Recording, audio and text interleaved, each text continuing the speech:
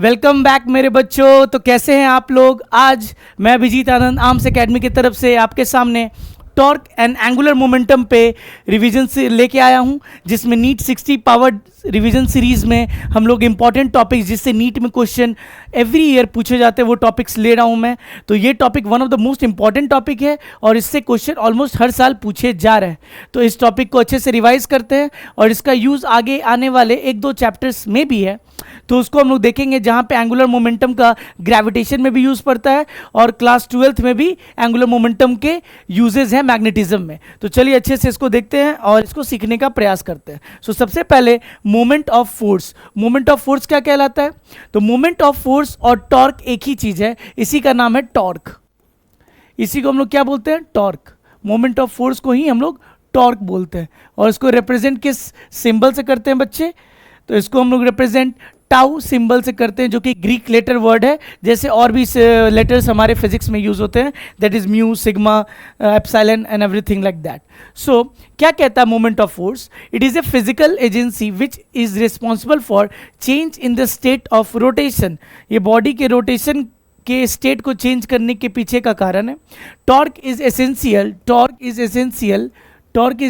For producing turning और toppling phenomenon. Turning और toppling phenomenon, turn होना, कोई भी चीज का रोटेट होना या टॉपल कर जाना, घूम जाना, मुड़ जाना या पलट जाना, that is caused by torque only or moment of force. So for producing torque, the force is required and its product with the perpendicular distance of the line of action from a fixed point is called as moment of force. So torque को define कैसे किया गया है? तो अगर ये मेरा point O है, इस पॉइंट के अबाउट मैं किसी फोर्स का मोमेंट ऑफ फोर्स निकालना चाहता हूँ, तो मेरा मान लीजिए फोर्स इस एंगल पे लग रहा है, तो this is the line of action of force, जिस लाइन के अलॉन्ग फोर्स लग रहा है, and this is the perpendicular distance of that line of action of force from the point O। तो बेसिकली इसको डिफाइन किया गया है, मान लीजिए इस पॉइंट के अबाउट मुझे एक line of action of force का मुझे मोमेंट ऑफ फोर्स निकालना है या टॉर्क निकालना है। What we will do, we will connect it with perpendicular distance, let it be r। तो टॉर्क को डिफाइन कैसे किया गया है बच्चों? Torque is equal to r cross f vector, r cross f vector, और इसी को हम लोग एक फॉर्मूला वाइज कैसे लिखते हैं? So torque is also defined as R F sine theta. R F sine theta भी कहलाता है व्हाट? टॉर्क। अगर इसी को हम एक्सपैंड कर दे तो आर एफ साइन थीटा भी कहते हैं। So torque is always found about a point और ए पाइवट पॉइंट। एक पॉइंट के अबाउट ही टॉर्क निकाल सकते हैं, अदरवाइज हमें टॉर्क निकालने में दिक्कत आएगी। चलिए आगे बढ़े। Now see, this is what I have just explained. Torque is defined as r cross f vector form में। तो मिनिमम वैल्यू कितना और मैक्सिमम वैल्यू कितना? तो minimum value depends upon the sine theta. Sine theta की जब minimum value होगी उस समय टॉर्क मिनिमम होगा, और वो किस पे होती है? 0 डिग्री या 180 डिग्री पे। टॉर्क कितना हो जाएगा? 0। If line of action passes through the pivot point sorry, then torque is minimum, and when the torque will be maximum, when the theta is 90 degree, then torque will be fr, sin theta sin 90 will become 1. So unit of torque क्या होता है बच्चों? Newton metre होता है। Unit of torque क्या होता है? Newton metre. कैसे आ रहा है sir? Force into R, force के लिए न्यूटन, आर रेडियस के लिए metre, so newton metre. Dimensions निकाला जा सकता है। फोर्स का डायमेंशन क्या होता है? ml/t-2, ml/t-2 into length will become what? ml²t-2। ये हमारा डायमेंशन बन जाता है टॉर्क का, हाँ है ना। चलिए आगे बढ़ते हैं। Couple of forces. Couple of force is what? Basically couple of force हम लोग बहुत जगह यूज करते हैं बट जानते नहीं है, कभी भी हम लोगों ने उसको ऐसे रूप में नहीं देखा है जैसे इसे अभी पढ़ रहे हैं। तो couple is basically while you are opening the tap, कोई नल के टैप को ओपन करे तो एक तरफ फोर्स दूसरे डायरेक्शन में होता है और दूसरे उंगली से हम फोर्स दूसरे डायरेक्शन में लगाते हैं, या वाइल वी आर ड्राइविंग के वक्त में फोर्स हम ऊपर लगाते हैं और एक हाथ से फोर्स नीचे की तरफ लगाते हैं। तो अगर एक लाइन के बीच में फोर्स अपोजिट डायरेक्शंस में लगे then it is called couple. Equal and opposite force, मान लीजिए ये मेरा लाइन है और एक तरफ फोर्स कैसे लग रहा है? एक तरफ फोर्स ऐसे लग रहा है, it is acting in the upward direction force. Two equal and opposite forces makes a couple. क्या बनाता है, एक कपल बनाता है। नेट मोशन कैसा होगा सर, रोटेशनल मोशन होगा, क्योंकि ऊपर का फोर्स और नीचे का फोर्स, नेट फोर्स तो जीरो हो जाएगा, बट अगर टॉर्क निकालेंगे that torque will add up. तो अगर मैं इस पॉइंट के अबाउट टॉर्क निकालूं तो ये डिस्टेंस कितना हो जाएगा, अगर मैं इस डिस्टेंस की बात करूं तो कितना हो जाएगा, ये डिस्टेंस मान लेता हूं मैं r/2 है। अगर टोटल डिस्टेंस r है तो ये r/2 है, ये भी r/2 है। Then what is the net torque अगर मैं देखना चाहूं तो, सो टॉर्क ऑफ फोर्स मान लेते हैं, इसको नाम 1 दे देते हैं, इसको नाम सेकेंड दे देते हैं। फोर्स 1 क्या हो जाएगा सर, r/2 इंटू एफ। किस डायरेक्शन में ये रोटेट करना चाह रहा है बॉडी को, अगर ये पाइवट ऊपर लग रहा है तो बॉडी को एंटी क्लॉकवाइज में रोटेट करना चाह रहा है। एंड टॉर्क ऑफ F2 क्या हो जाएगा सर, ये भी डिस्टेंस परपेंडिकुलर डिस्टेंस r/2 है इंटू एफ, और ये भी बॉडी को एंटी क्लॉकवाइज ही रोटेट, अगर यहाँ पाइवट पकड़ दे और ऐसे खींचे तो एंटी क्लॉकवाइज ही रोटेट करना चाह रहा है। So they will add up. So net कितना हो जाएगा सर, RF किधर, एंटी क्लॉकवाइज डायरेक्शन में। So it will produce rotational effect, not translational effect. Translational effect नहीं होगा, बस रोटेशनल इफेक्ट आएगा।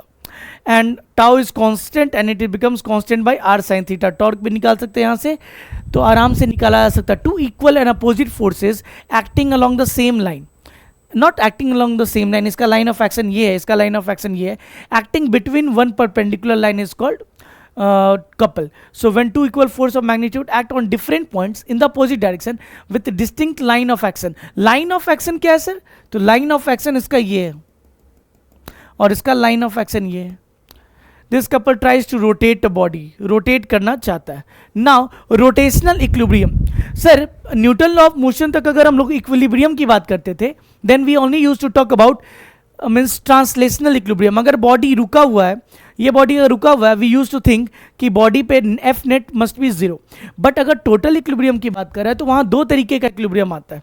सो a body is always set to be in equilibrium. अगर एक इक्विलिब्रियम होगा तो दो तरीके की इक्विलिब्रियम होनी चाहिए। अगर हमने पढ़ लिया, रोटेशन पढ़ लिया है तो equilibrium are basically of two types. एक होता है ट्रांसलेशनल इक्विलिब्रियम, एक होता है ट्रांसलेशनल इक्विलिब्रियम, ट्रांसलेशनल इक्विलिब्रियम, और दूसरा कौन सा इक्विलिब्रियम होता है, एक होता है rotational equilibrium. Rotational equilibrium, rotational equilibrium,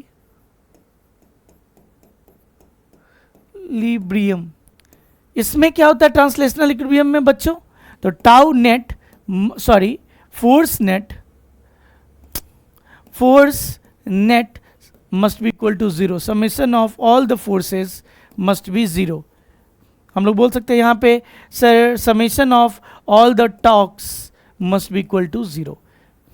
force net या summation of all the forces must be zero. तो दो तरीके से इक्विलिब्रियम देखी जाती है। जब तक हम लोगों ने रोटेशन नहीं पढ़ा था, जब हम लोग शुरुआत में न्यूटन लॉ ऑफ मोशन पढ़ रहे होते हैं, तब हम लोग सिर्फ ट्रांसलेशनल इक्विलिब्रियम के बारे में सीखते हैं, जानते हैं, क्योंकि हमें टॉर्क के बारे में पता ही नहीं होता है। जब हम लोग टॉर्क भी सीख लेते हैं तब रोटेशनल इक्विलिब्रियम भी चेक करते हैं कि बॉडी टोटल इक्विलिब्रियम में तभी होगा जब दोनों चीज़ सेटिस्फाई होगी। तो वही आपको नेक्स्ट स्लाइड में दिया हुआ है। अगर एक बॉडी पे summation of all the forces is zero, then कौन सा इक्विलिब्रियम होगा, ट्रांसलेशनल इक्विलिब्रियम होगा। अगर इस पे सारा tau net will be tau net अगर जीरो होगा, if tau net is zero about one point which can we can choose that point about our own convenience, then what will be happening sir, rotational equilibrium आ जाएगी। कौन सी equilibrium आ जाएगी, rotational equilibrium आ जाएगी। हाँ या ना, चलो आगे बढ़े। Now angular momentum, angular momentum किसको सर डिफाइन किया गया है, तो एंगुलर मोमेंटम को जैसे लीनियर मोमेंटम होता है उसी तरीके से हमारा एंगुलर मोमेंटम भी होता है। बस लीनियर मोमेंटम आप याद रखो, लीनियर मोमेंटम को हम लोग p वेक्टर से दिखाते हैं। Now in the same way अगर मेरा एक पॉइंट के अबाउट, एंगुलर मोमेंटम भी हम एक पॉइंट के अबाउट निकालते हैं, तो एक पॉइंट के अबाउट अगर मेरा बॉडी मूव कर रहा है then it will have angular momentum as well. तो अगर मान लीजिए एक बॉडी है जो कि इस लाइन ऑफ मोशन पे मूव कर रही है, इस लाइन ऑफ मोशन पे मूव कर रही है, अगर मेरा एक बॉडी है, ये आपका इस पॉइंट के अबाउट एक बॉडी ऐसे मूव कर रही है with velocity v, then sir एक लीनियर मूविंग बॉडी के पास एंगुलर मोमेंटम होगा, बिल्कुल हो सकता है। Means angular variables are also defined for linear motion. कैसे? तो अगर मैं इस पॉइंट को ज्वाइन कर दूं तो दिस इज कॉल्ड डिस्टेंस, और ये होता है लाइन ऑफ मोशन। इसको क्या बोलते हैं? लाइन ऑफ मोशन बोल रहे हैं। तो लाइन ऑफ मोशन का perpendicular distance from the pivot point is means ये सब मैंने डिफाइन कर रखा है। So angular momentum is defined as r cross p. R cross p हम लोग बोलते हैं। What is linear momentum? R कितना दूर है यहाँ पे sir? D cross momentum is mass into velocity. So what does it become sir? Mass अगर हम पहले निकाल लें तो डी क्रॉस आर वी, या इसको हम लोग M V D sine theta भी बोल सकते हैं। एम वी, अभी डी या डिस्टेंस को मैं आर रहने देता हूँ, लेट इट बी आर, क्योंकि मैं एक चीज़ बताने वाला हूँ, let it be R. So यहाँ पे हमारा क्या हो जाएगा? देखो sir, what it will be defined as R M cross B, R vector cross. So M will come in front, R cross V हम लिख सकते हैं, जिसको आगे क्या लिख सकते हैं? M into V are sine theta. याद रखिएगा। So what is angular momentum? M we are sine theta. What is theta? Angle between R vector and velocity vector. तो यहाँ पे इसको लिखने का एक और तरीका है, या L is defined as M into V into D. What is D? D is the perpendicular distance of the line of motion from the pivot point. So D is what? Perpendicular distance of line of motion from pivot point, from the pivot point. इसकी भी direction कैसी होगी? तो direction sorry, direction will be in cross product. So you will take your right hand, R vector is like this, so project your fingers in the direction of R vector, curl it in the direction of velocity vector. So if I'm curling the direction of the means angular momentum is outward, so it is outward, it is out of the plane. जिस तरीके से omega होता है उसी तरीके से angular momentum v होती है. So it is only यही चीज डिफाइन किया गया है. अगर मैं आगे बढ़ूं तो angular momentum is equal to what? M we are sine theta. R cross P भी हम डिफाइन करते हैं, आर क्रॉस पी भी डिफाइन करते हैं, या एम वी डी भी बोलते हैं. क्या बोलते हैं? M V D. What is M V D? D is the perpendicular distance of the line of the motion from the pivot point. Yes और नो? चलिए आगे बढ़ते हैं. नाउ एंगुलर मोमेंटम हम लोग निकालते हैं कैसे? जहां भी क्रॉस प्रोडक्ट आ जाएगा means L vector is equal to m into r cross p. अगर मैं बोल रहा हूं जहां भी अगर मेरा क्रॉस प्रोडक्ट है then we have to use determinant rule i j k. यहाँ पे आर का कोएफिशिएंट्स, वेक्टर का कोएफिशिएंट्स लिखा जाएगा, और यहाँ पे सॉरी ये वी होगी, ये वी वेक्टर होगा क्योंकि हम बाहर निकाल दिया. तो वी वेक्टर का कोएफिशिएंट्स लिखा जाएगा and then we know how to solve determinant. ये आप लोग ऑलरेडी मीन्स क्रॉस प्रोडक्ट में सीख चुके हो. अगर नहीं सीखे हो तो मेरा सीरीज जाके वेक्टर्स वाला देख लो, उसमें मैंने सिखाया है. सो इन दिस इस तरीके से हम लोग एंगुलर मोमेंटम निकालते हैं जब वेक्टर फॉर्म में मेरा आर वेक्टर दिया होता है और वेलोसिटी वेक्टर दिया होता है. And I am telling you, इस पे प्रीवियस नीट में बहुत सारे क्वेश्चंस पूछे गए हैं इसी टॉपिक पे. मैं आपको करके दिखाऊंगा. चलिए आगे बढ़ते हैं. Now, what are the important points that we need to remember while learning angular momentum? पहला चीज क्या है? If line of motion of a particle passes through the pivot point, इसी पॉइंट से पास करेगा, then angle sin थीटा कितना हो जाएगा? 0. R वेक्टर और V वेक्टर के बीच में एंगल 0 होगा तो मेरा एंगुलर मोमेंटम 0 हो जाएगा. Angular momentum about a point O will be 0. As the magnitude of the angular momentum is mvr sin theta, तो जब थीटा मैक्सिमम होगा तो एंगुलर मोमेंटम मैक्सिमम होगा. जब थीटा मिनिमम होगा देन मीन्स थीटा मिनिमम मतलब theta minimum, theta sine theta की value minimum होगी, एंगुलर मोमेंटम मिनिमम होगा. सो साइन थीटा की मिनिमम वैल्यू किस पे आती है? 0 डिग्री पे आती है या 180 पे आती है. तो उस समय एंगुलर मोमेंटम 0 हो जाएगा. If axis of rotation is on the line of the motion of the moving particle then angular momentum is minimum. Axis of rotation, axis of movement और rotation is on the axis of the point, तो net moment angular momentum 0 हो जाएगा.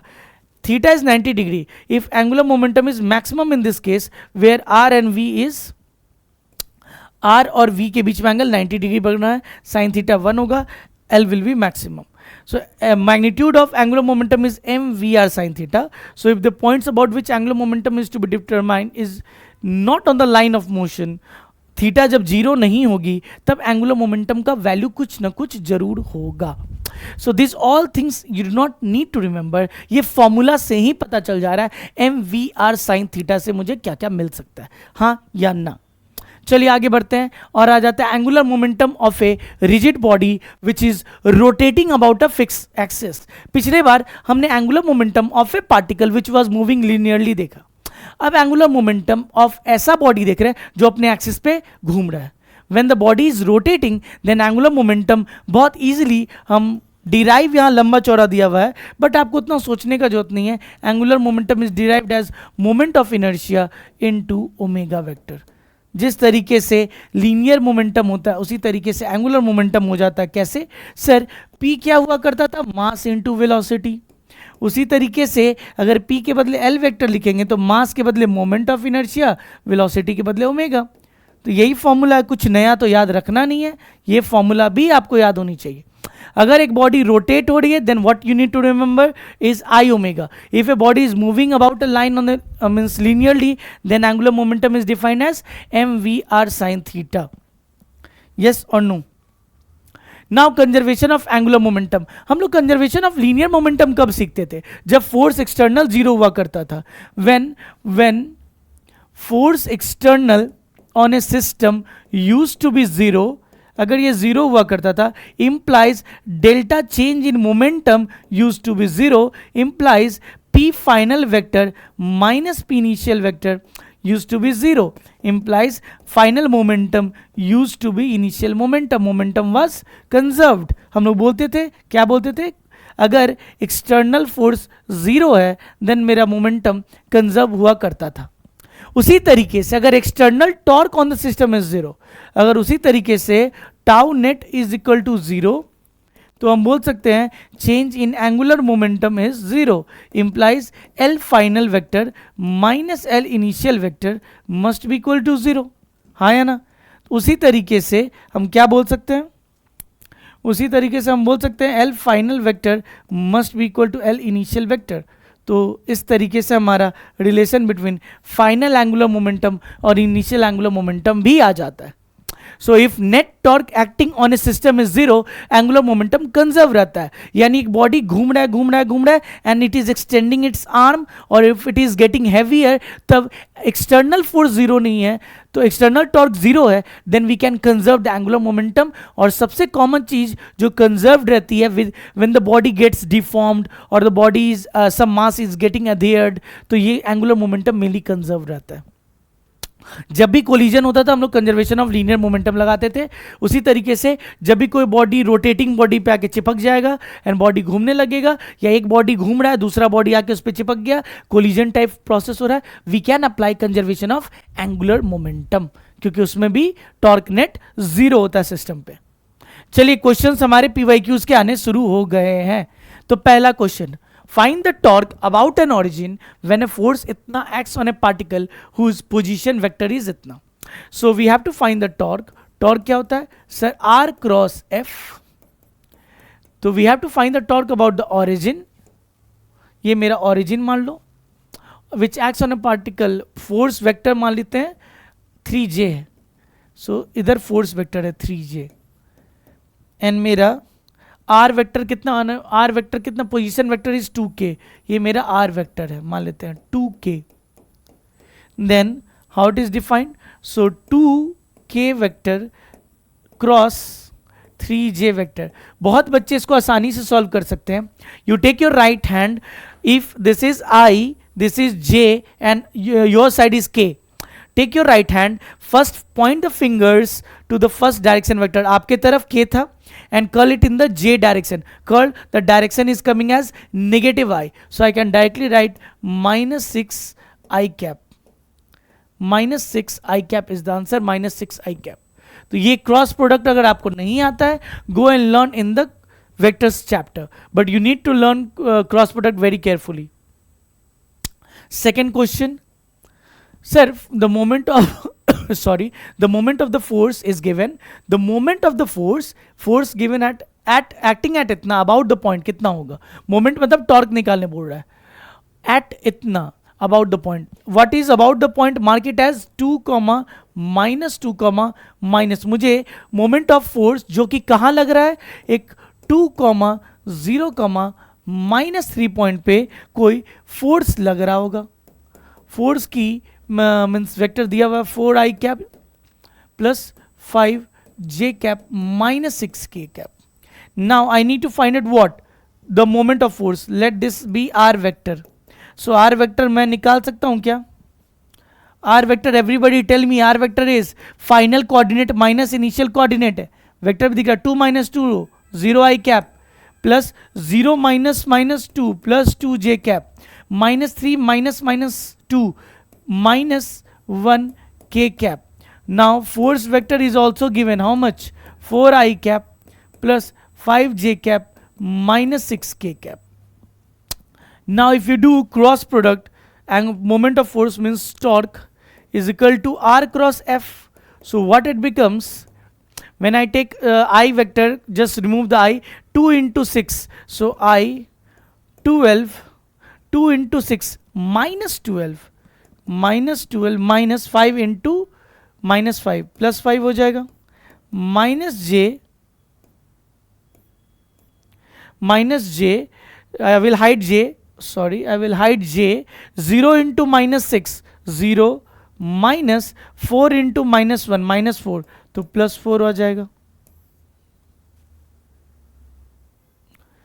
ये मेरा origin हुआ करता था. This was my origin.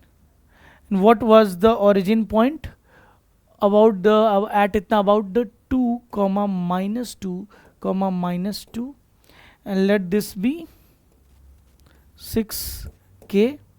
Now I am solving 4j plus k vector. I will hide k. 0 into 5 0, 4 minus 8. So is this the answer? Let us check. Minus 7i minus 7 no, minus 7 no, minus 7 minus 4j. So this is answer plus minus 8k. Yeah, it is coming minus 8k. I hope you might be getting it. You have to just do the cross product and nothing else. चलिए आगे बढ़ते हैं. Third question. So torque is defined as R cross F, and you know whenever we do the cross product, हमारा resultant is perpendicular to R vector and F vector. So that is what they have asked.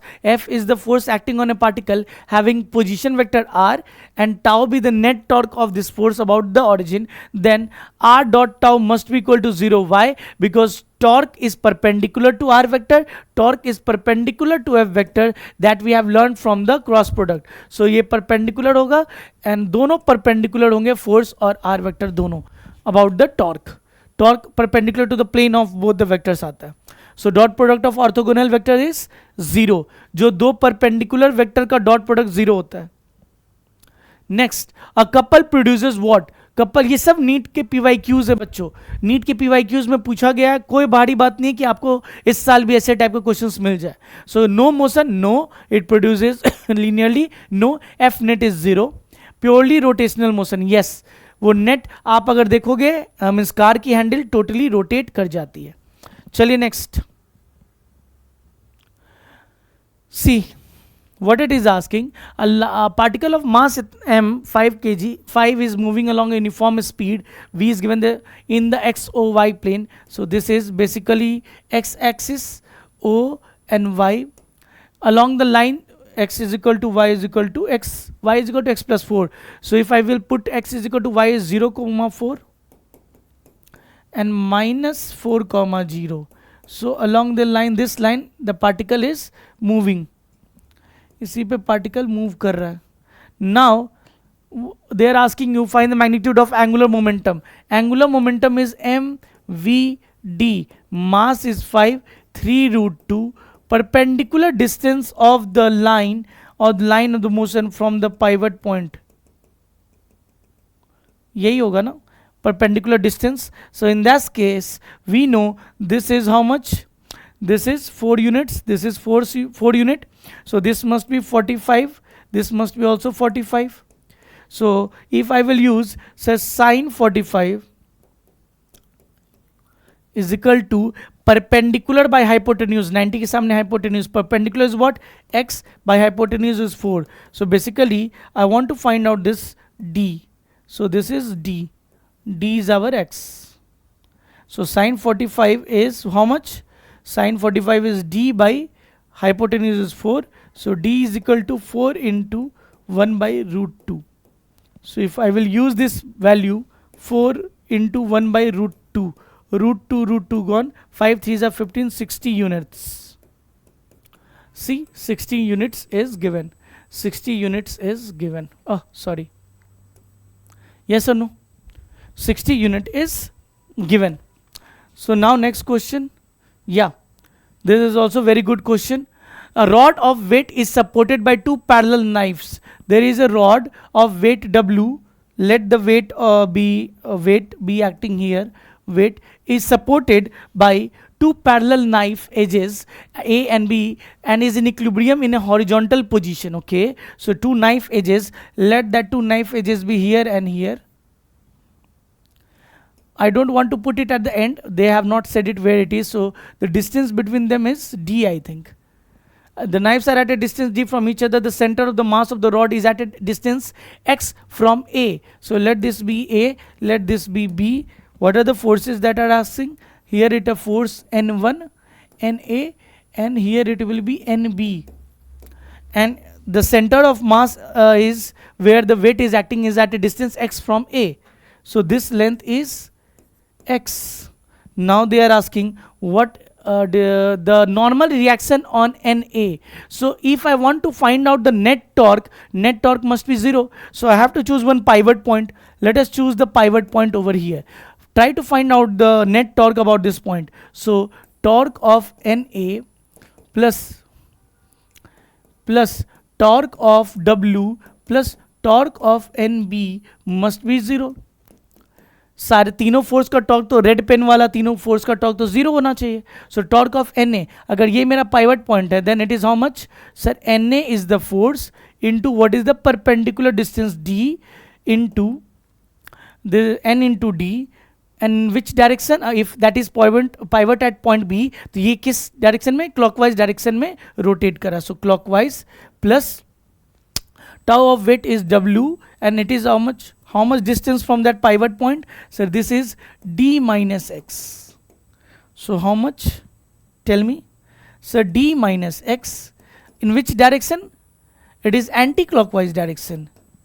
Plus torque of NB at this pivot point will be 0 क्योंकि perpendicular distance 0 is force का, must be equal to 0.